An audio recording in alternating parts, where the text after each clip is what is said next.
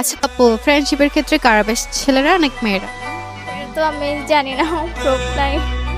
আচ্ছা, কখনো প্রুফ পান নাই? না। ওকে, আজকে প্রুফ করবো ফ্রেন্ডশিপের ক্ষেত্রে ছেলেরা বেস্ট নাকি মেয়েরা। ওকে, ওকে।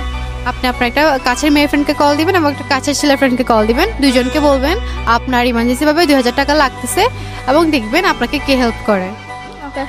প্রথমে মেয়ে ফ্রেন্ডকে কল দেন। হ্যালো। হ্যাঁ, কেমন আছেন তো? কি আছে বলে কেমন আছো? এই তো আলহামদুলিল্লাহ ভালো। আপনাদের কল রিসোর্স এই 2000 টাকা লাগবে যে, একটু আমার ইমার্জেন্সি লাগতেছে তো তাই। কেমনে দোষ পাচ্ছি না যে নাইলে তো দিতাম। আচ্ছা, ওকে। সেম কথা এবার হচ্ছে আপনার ছেলে ফ্রেন্ডকে বলবেন এবং ছেলে ফ্রেন্ডকে কল দেন।